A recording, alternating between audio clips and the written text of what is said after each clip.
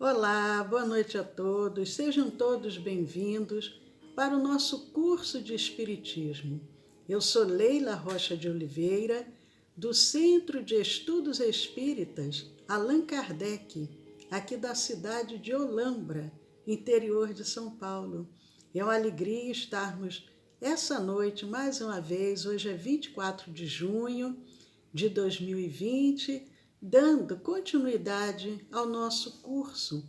O nosso curso, nós temos utilizado para esse curso a apostila da Federação Espírita Brasileira, o tomo único, é o ESD, Estudo Sistematizado da Doutrina Espírita. Essa apostila, ela pode ser adquirida tanto na livraria da Federação Espírita Brasileira pelo site, como também outros sites, e pode também ser baixada gratuitamente no próprio site. Na parte cursos, apostila tomo único. O primeiro ano que nós estamos dando todas as quintas-feiras, nós usamos o tomo 1. E para o segundo, nós estamos usando o tomo único. Tem o tomo 2 também, mas nós optamos pelo tomo único. Mandando um abraço aqui para a Adriana Javi, que bom, a Adriana está aqui conosco. E nós vamos fazer a leitura de uma página para irmos já preparando espiritualmente o nosso ambiente. Vamos ler aqui do livro Fonte Viva. Esse livro é um livro que eu tenho com muito carinho. Eu ganhei esse livro no corredor de um hospital lá no Rio de Janeiro. Eu estava acompanhando minha mãe, que estava enferma, e duas queridas companheiras da casa que nós frequentávamos lá em Niterói, elas foram visitar a minha mãe e no corredor ali do hospital me deram esse livro, Fonte Viva, Emmanuel e Francisco Cândido Xavier, Fernanda e Elimar, trabalhadoras espíritas. A mensagem 31 que eu abri é uma mensagem que está em 2 Timóteo, capítulo 2, versículo 6. É uma passagem, Paulo escrevendo a Timóteo e dizendo: o lavrador que trabalha deve ser o primeiro a gozar dos frutos. Interessante. O lavrador que trabalha deve ser o primeiro a gozar dos frutos.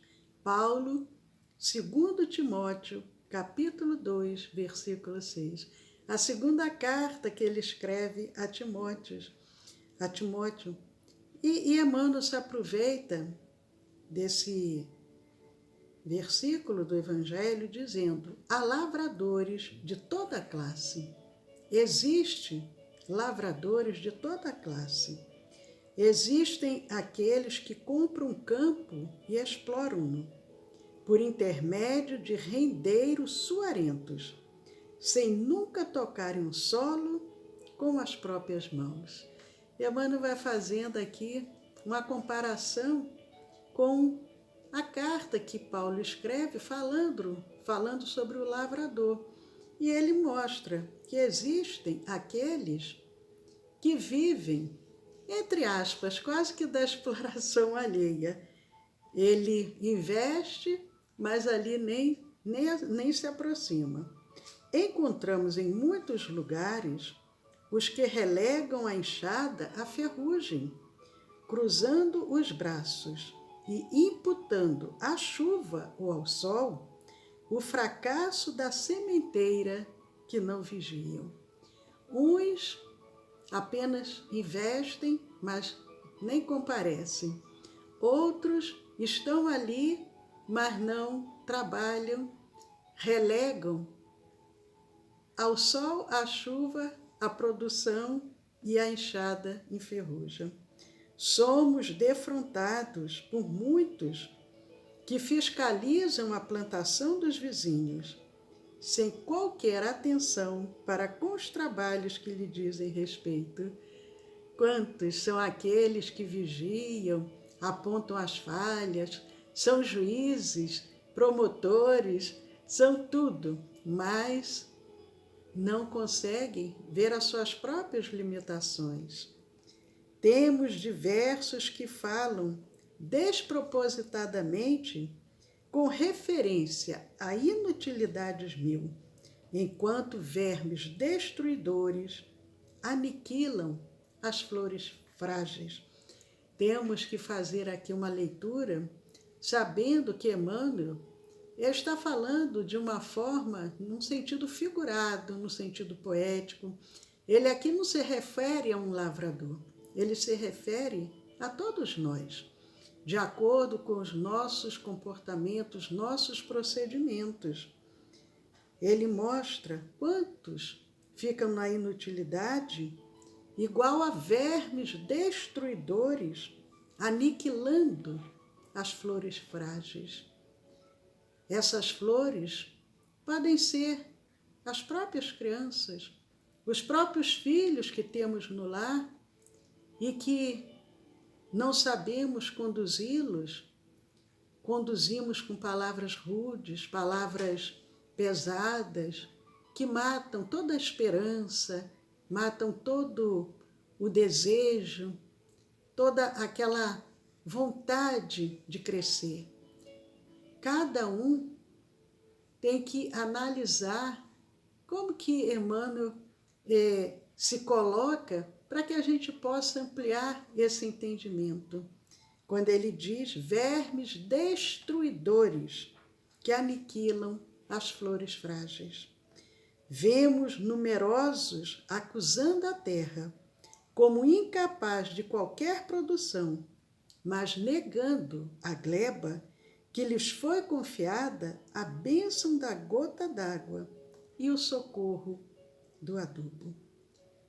Mais uma vez, refletimos aquele que se coloca na posição de juiz, de inquisidor, de apontar falhas, de julgar, mas que não é capaz de aliviar o sofrimento alheio, as dores do nosso próximo. Observamos muitos que se dizem possuídos pela dor de cabeça, pelo resfriado ou pela indisposição e perdem a sublime oportunidade de semear. Então nós percebemos aqui de uma forma muito clara que Emmanuel não está falando simplesmente de um lavrador.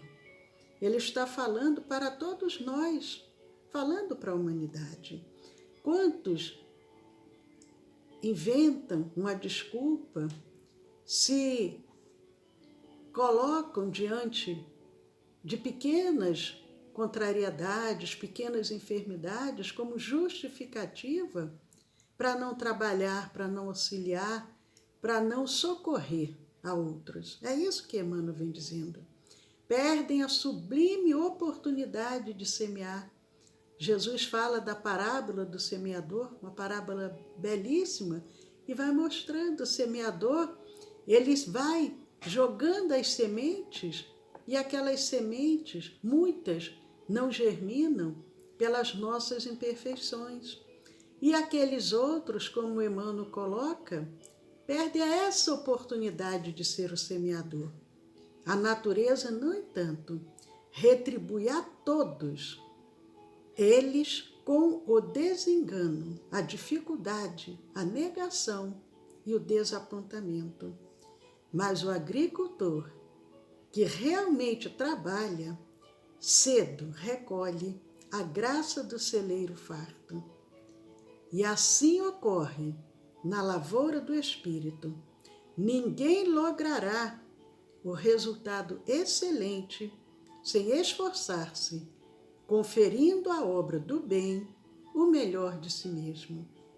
Paulo de Tarso, escrevendo numa época de senhores e escravos, de superficialidade e favoritismo, não nos diz que o semeador distinguido por César, ou mais endinheirado, seria o legítimo detentor da colheita, mas asseverou, com indiscutível acerto, que o lavrador dedicado às próprias obrigações será o primeiro a beneficiar-se com as vantagens do fruto.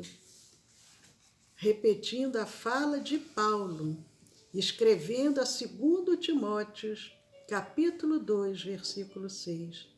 O lavrador que trabalha deve ser o primeiro a gozar dos frutos. Quando Emmanuel diz, aqui lá no finalzinho, que é certo, é indiscutível essa certeza, que o lavrador somos todos nós, dedicado às próprias obrigações, será o primeiro a beneficiar-se com as vantagens do fruto. Mensagem bela, profunda e que nos inspira a agradecer a Deus, a Jesus, aos benfeitores amigos que aqui se encontram e pedir, Senhor, a Tua presença entre nós. Envolva-nos com a Tua proteção, com a Tua paz, para que possamos dar início a mais esse estudo, sentindo em nossos corações o Teu amor. Muito obrigado, Senhor. Que assim seja. Aproveitando, mandando um abraço para a Vanessa, para a Denise, Maria Cristina, Jacirene, Daniele, que bom. Estamos aqui dando início ao nosso curso de Espiritismo.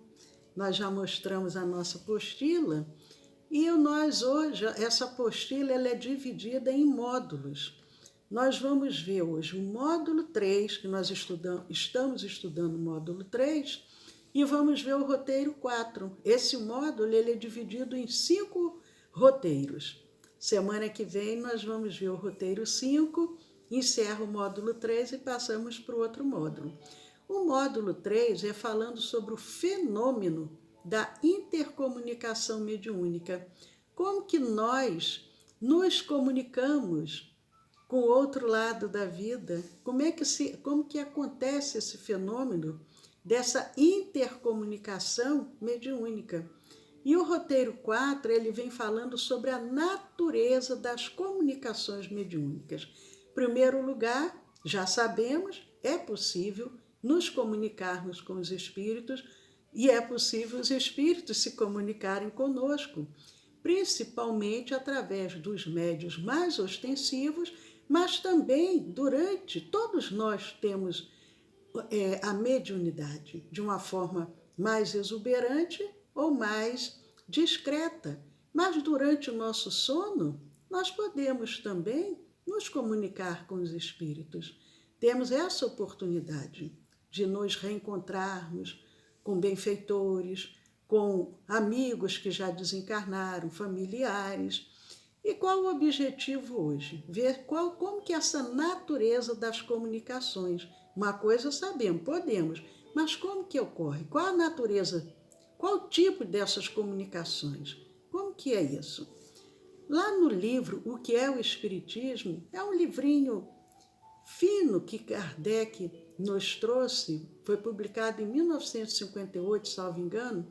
O Livro dos Espíritos foi publicado em 18 de abril de 1957. E o livro O que é o Espiritismo, ele fez assim, meio que um compacto para que as pessoas tivessem condições de compreender de uma forma mais objetiva o Espiritismo. É tanto que o nome do livro é O que é o Espiritismo. No capítulo 2, onde ele fala sobre as noções elementares do Espiritismo, no item que vem falando sobre a comunicação com o mundo invisível, no item 35, o que ele diz? Os espíritos só podem responder, sobre aquilo que sabem. E é bem lógico, mas às vezes a gente tem uma ilusão de que desencarnou, passou para o outro lado, o espírito sabe tudo. Não, ao contrário, ele continua sendo a mesma coisa que ele era, enquanto aqui se encontrava num corpo de carne. Ele só vai responder sobre aquilo que ele sabe, segundo o seu estado de adiantamento e ainda dentro dos limites que lhes é permitido dizer-nos. Ele pode até querer aumentar aí as informações, mas nem sempre é permitido, não é o momento, não é adequado, porque há coisas que eles não devem revelar, por não ser ainda dado ao homem tudo conhecer.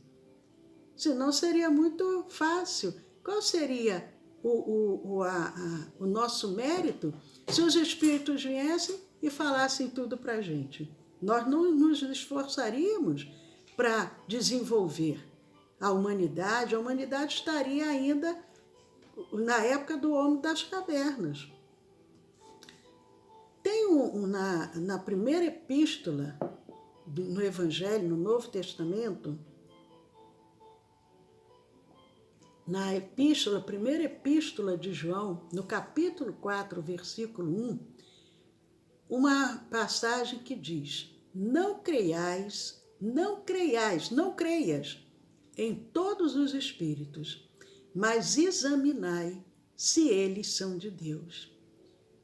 Temos que ter muito cuidado. Quantos têm essa ilusão, acham que o espírito sabe tudo, que o espírito desencarnou, virou santo? Não, não é assim.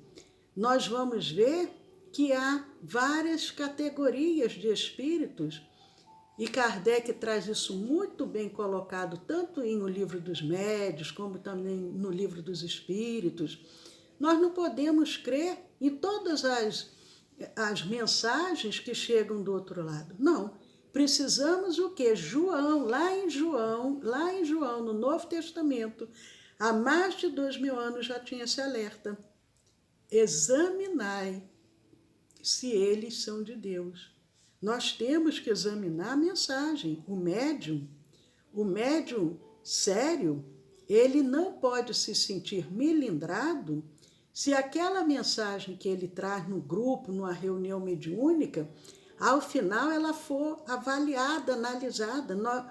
Ali não está sendo avaliado o médium, está sendo avaliada a mensagem. Aquele médium que se sente constrangido, aborrecido, que se afasta do grupo, porque aquele espírito que é o seu, às vezes, o seu guia espiritual, o seu orientador, sabe tudo o que está dizendo? Não, o espírito evoluído, ele não se sente melindrado de ter a sua mensagem analisada, e o médium também não pode ter de jeito nenhum essa situação de achar que não estão confiando em mim, o espírito sabe tudo o que está dizendo. Não é assim. Então, podemos agrupar em quantas categorias as comunicações dos espíritos? Quantas categorias que podemos agrupar essas comunicações, e quais seriam essas categorias? Nós podemos agrupar em 4 categorias. 4. Primeiro, tem aquelas comunicações grosseiras, frívolas, sérias e instrutivas.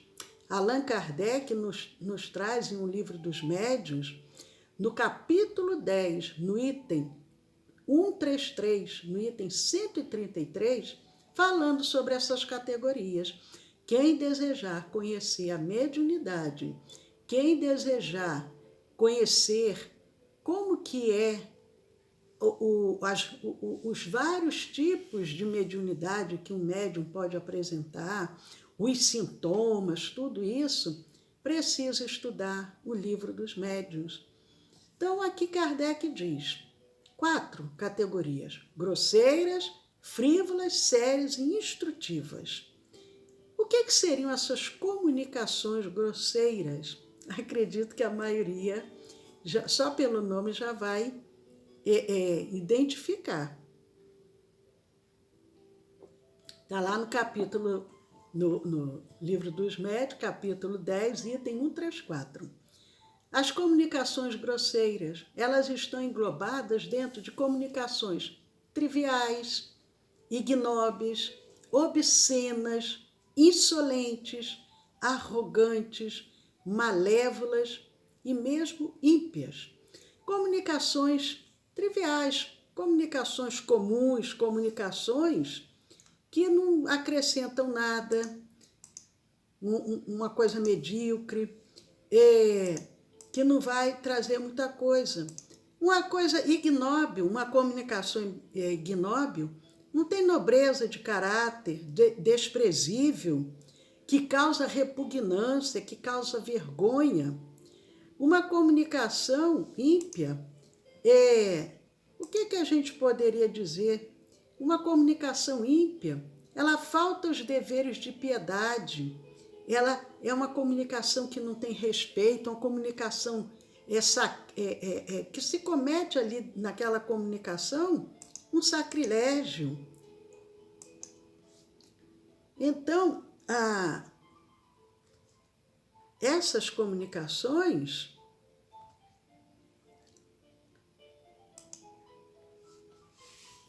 vamos ver as frívolas, que estão dentro das grosseiras. O que seriam frívolas? Nós já vimos, são comunicações que não têm nenhum conteúdo, coisas banais. Agora, por outro lado, que tipos de espíritos se manifestam? E nós já ouvimos várias pessoas, às vezes, dizem assim, eu queria evocar o meu ente querido que já desencarnou, às vezes um pai, uma mãe, uma avó, achando que aquele espírito vai ter as respostas para tudo que a pessoa está precisando. Dependendo da situação, aquele espírito está precisando mais da gente do que nós dele. Ele está precisando de preces, está precisando das nossas vibrações, para que ele possa se harmonizar e se readaptando a essa nova circunstância, esse novo ambiente espiritual. Então, quais os tipos de espíritos que podem se manifestar? Tem os espíritos levianos, tem os espíritos zombeteiros ou brincalhões. Na época que surgiu aqueles primeiros fenômenos espíritas, as mesas girantes, acontecia muito disso. Por quê? As pessoas ficavam em volta da mesa como se fosse uma diversão. Qual o espírito que iria aparecer ali? Um espírito sério? Ou um espírito leviano, zombeteiro, brincalhão?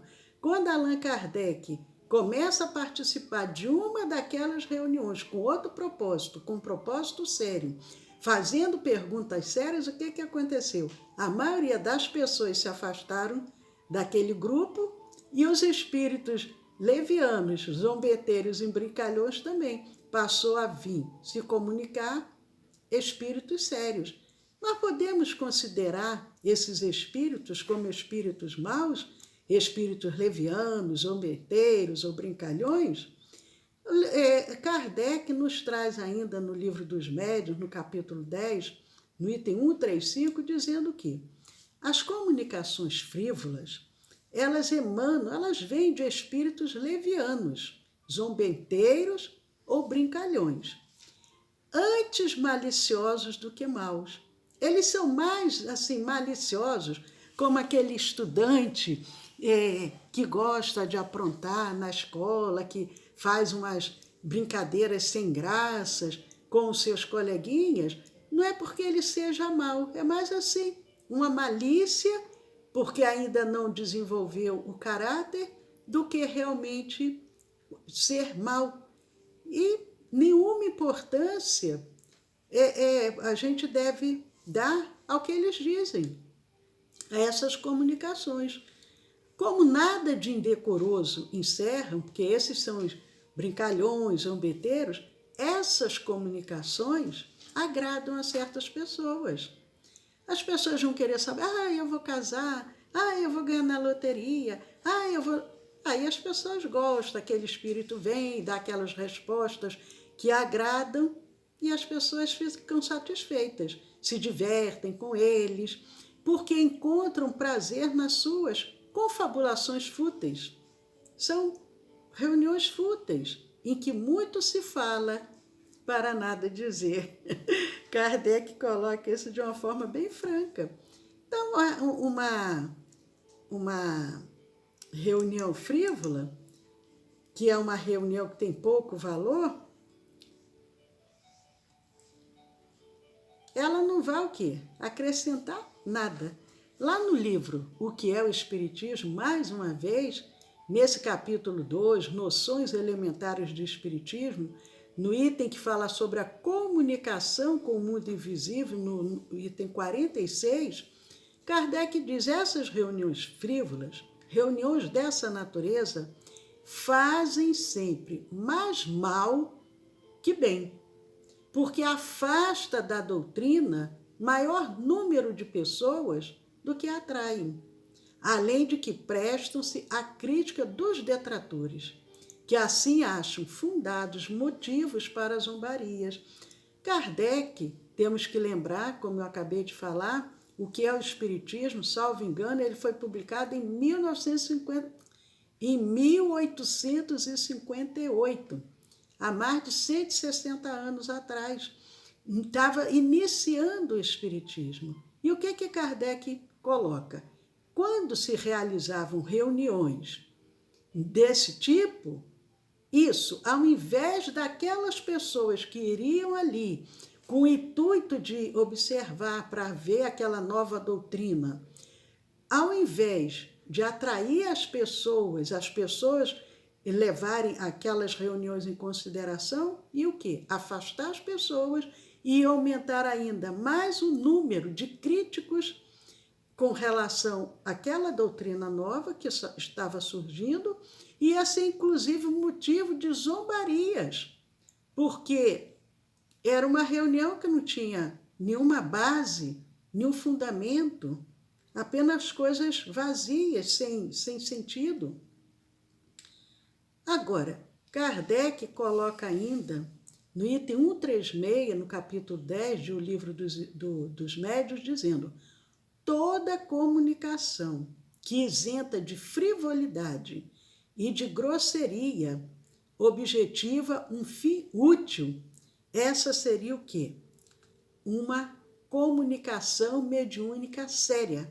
Comunicações mediúnicas sérias, elas são isentas de frivolidade e de grosseria. E ela tem um objetivo o quê? De um fim útil. Não é simplesmente fazer esse intercâmbio com os espíritos. Não, qual é o fim útil dessa reunião? É por esse simples fato, uma comunicação séria. Um grupo sério, com objetivos sérios, se reuniu com esse propósito, isento de frivolidade, de grosseria, com um fim útil, ela é uma comunicação séria. Agora, Kardec diz: nem todos os espíritos sérios são igualmente esclarecidos. Há muita coisa que eles ignoram e sobre que podem enganar-se de boa fé. A reunião é séria, o grupo é sério, mas aquele espírito que vem, apesar de ser um espírito sério, mas ainda não tem todas as respostas e pode, inclusive, de boa fé, trazer uma informação equivocada para aquele grupo. Por isso é que os espíritos verdadeiramente superiores, diz Kardec, nos recomendam de contínuo que submetamos todas as comunicações ao crivo da razão e da mais rigorosa lógica. E nós vemos várias comunicações, inclusive no quarto livro, que é o Céu e o Inferno,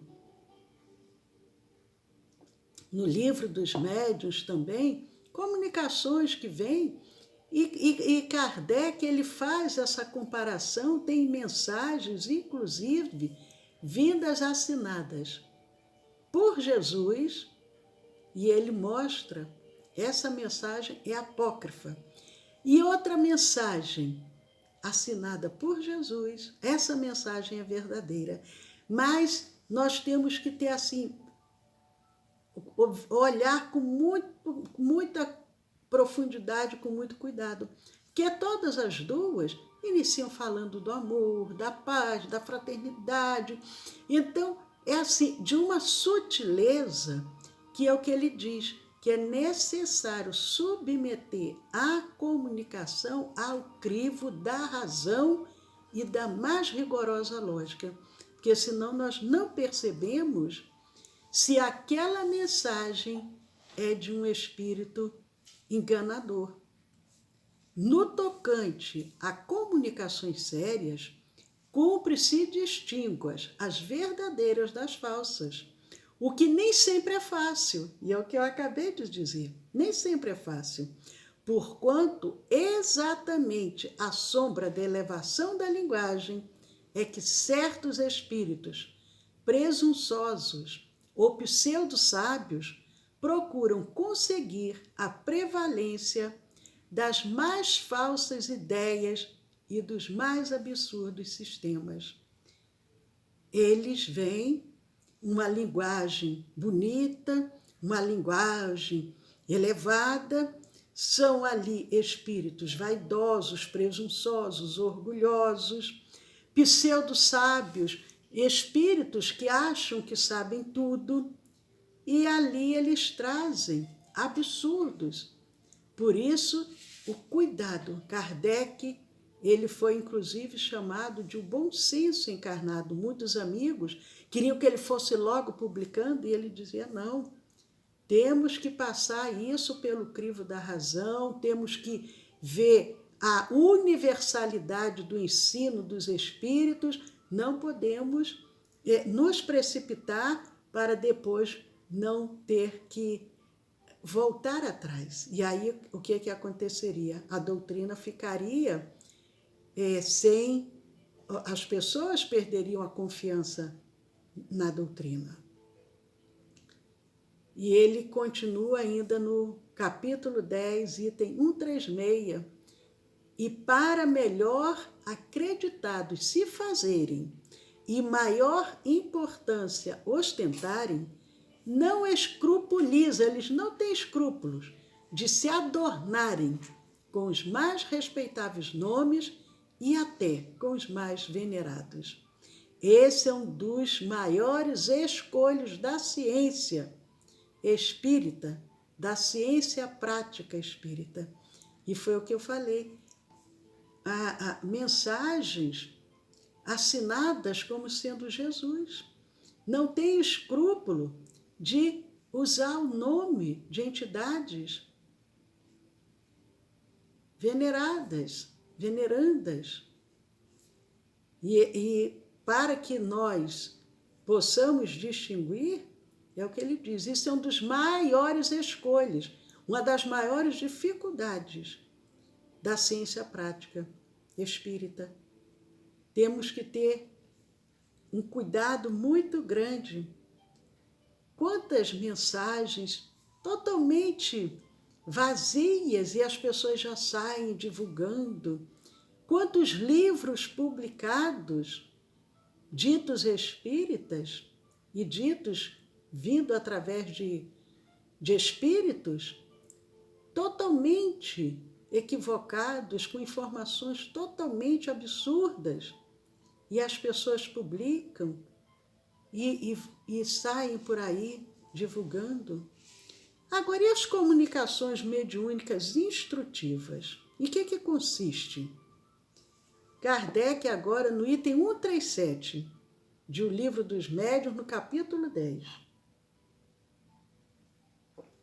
Instrutivas são as comunicações sérias, elas são sérias, cujo principal objeto consiste no ensinamento qualquer, dado pelos espíritos, sobre as ciências, a moral, a filosofia, etc. Além de ser uma comunicação séria, ela também é instrutiva. E ela tem um objeto, qual é? De trazer um ensinamento.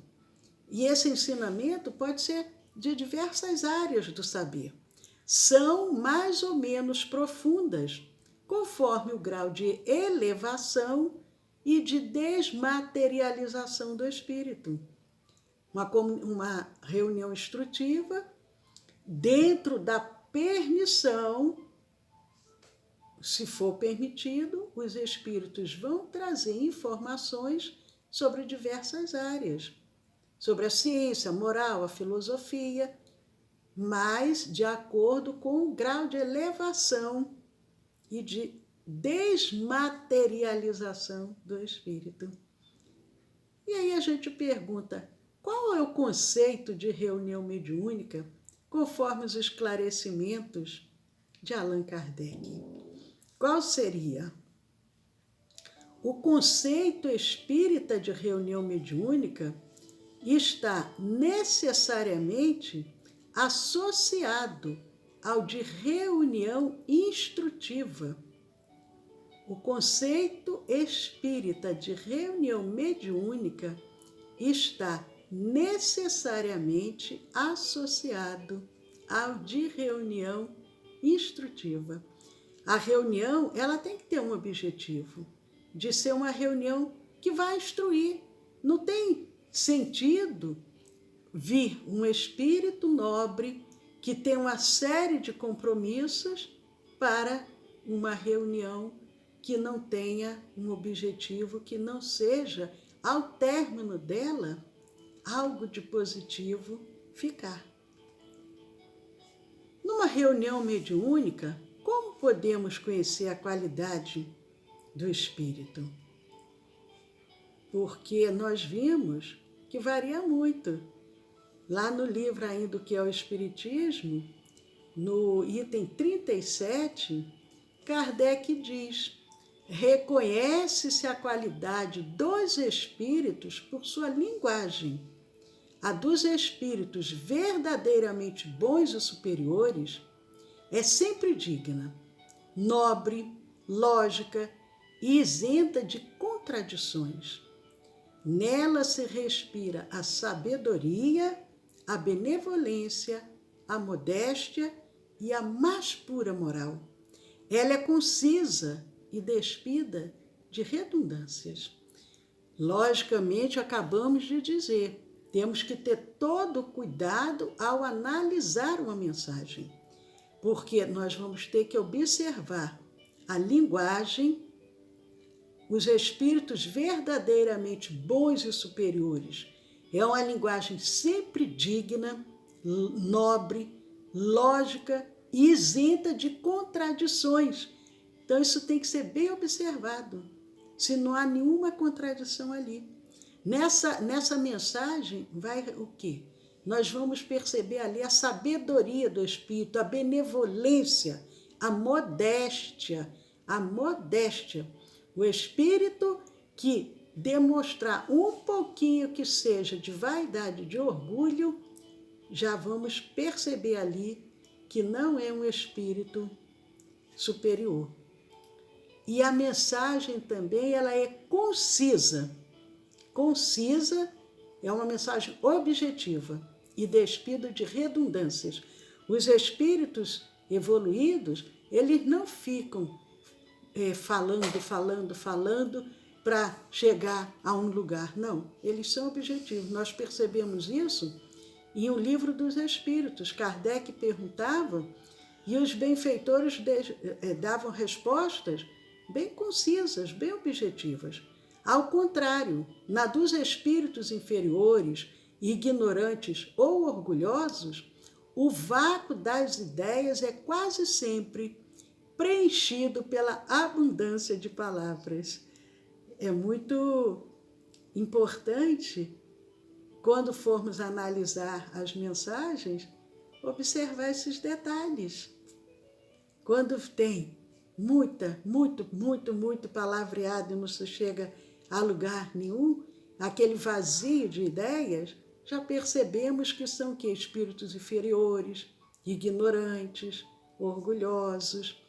Todo pensamento evidentemente falso, toda a máxima contrária à sã moral, todo conselho ridículo, toda expressão grosseira, trivial ou simplesmente frívola, enfim, toda manifestação de malevolência, de presunção ou arrogância são sinais incontestáveis da inferioridade dos espíritos. Os médiuns, às vezes, começam bem assessorados, têm um protetor, um guia, um orientador, e muitos trazem livros psicografados, e nós vamos percebendo ali a profundidade daquelas mensagens. De repente, o médium começa a se tornar vaidoso, orgulhoso, prepotente, o espírito se afasta. Outro toma conta, mas continua assinando como se fosse aquele espírito superior. E nós percebemos facilmente a modificação dos livros, já não são mais os mesmos. Nós temos visto livros publicados, livros mediúnicos, e é com isso aqui que Allan Kardec já alertava no livro O que é o Espiritismo, dizendo: comunicações contrárias à moral, conselho ridículo, expressão grosseira, trivial, frívola, malevolente, presunçosa, arrogante, são sinais de inferioridade dos espíritos. Nós, espíritas, nós não temos um órgão fiscalizador. Nós temos órgãos orientadores. Nós, espíritas, temos o livre-arbítrio, como todos têm. Então, precisamos saber, já que possuímos o livre-arbítrio, analisar essas obras. Porque nós não temos um órgão que diga: não, esse livro não é adequado. Esse livro, nós percebemos que a forma como ele foi trazido não é de um espírito evoluído. Ou essa mensagem não é de um escritor realmente espírita. Ele aí está trazendo uma mensagem misturando filosofias, misturando conceitos. Nós não temos. Por isso a necessidade de estudarmos para podermos, com o nosso próprio entendimento, com a nossa própria possibilidade intelectual, analisarmos e discernirmos, separarmos o joio do trigo. Jesus, quando teve aquela plantação, ele disse: não vamos separar o joio do trigo agora não, vamos deixar os dois subirem e se desenvolverem, o joio e o trigo. Quando estiver na época da colheita, aí a gente vai separar. De uma forma simbólica, Jesus fala isso e nós também devemos pensar nisso. Como que nós vamos separar esse joio do trigo? Vai competir a nós fazermos essa colheita. É muito importante termos esse cuidado. Como que deve ser a conduta daqueles que fazem parte de uma reunião mediúnica, dos assistentes de uma reunião antes, durante e depois da reunião?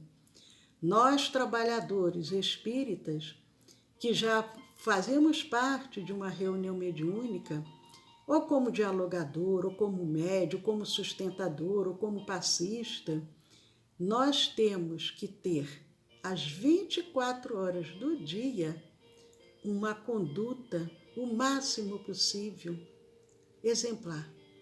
O nosso falar, o nosso pensar, o nosso sentir, o nosso agir, nós somos vigiados 24 horas por dia. Paulo disse que, Paulo, apóstolo, nós estamos cercados por uma nuvem de testemunhas. E essas testemunhas são invisíveis.